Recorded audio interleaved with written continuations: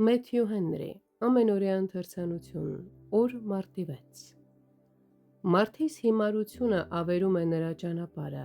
և նրա սիրտը տրտնջում է Տիրոջ դեմ։ Առակաց 19-րդ գլուխ 3-րդ խոսք։ Սոփոնիայի առաջին թղթում կարդում ենք, որ ավերածություն է գալիս, լիակատար կործանում ամենակարողից։ Աստծո բոլոր ծառաները հայտարարում են, որ չարագործների համար հանգիստ չկա։ Այս արտահայտությունները փոխաբերական են, միշտ խոսում են ամայացման մասին և որ երկիրը մնալու է առանց բնակիչների։ Մեղավորները, որոնք կործանվելու են, հայտարարված կռապաշտներն են և նրանք, ովքեր երկրպագում են Եհովային ու կուռքերին, կամ երդվում են Տիրոջով ու մահքամով։ Նրանք, ովքեր կարծում են, որ իրենց սերն ու երկրպագությունը կարող են բաժանել Աստծո և կուռքերի միջև, չեն ընդունվի Աստծո կողմից, քանզի ինչ հաղորդություն կարող է լինել լույսի և խավարի միջև։ Եթե սատանան կես ունի, նա ամեն ինչ կունենա, եթե Տերը ունի միայն կեսը, նա ոչինչ չի ունենա։ Աստծո նկատմամբ արհամարհանքը անբարոյականության և արհամարհանքի ապացույց է։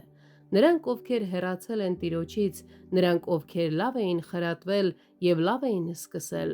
ովքեր նրան էին տվել իրենց սրտերը և սկզբում նվիրվել էին նրա երկրպագությանը,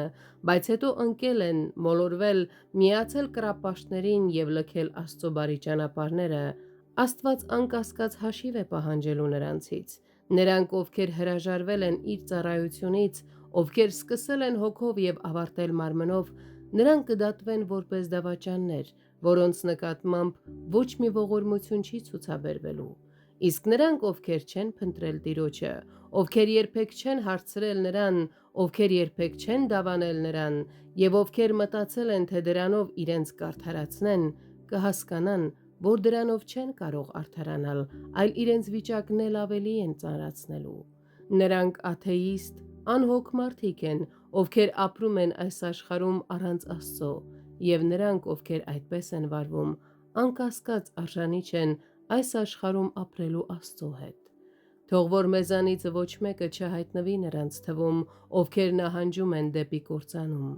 այլ ամեն մեկս զգոն մնալով լինենք նրանց թվում, ովքեր հավատում են իրենց հոգիների փրկությանը։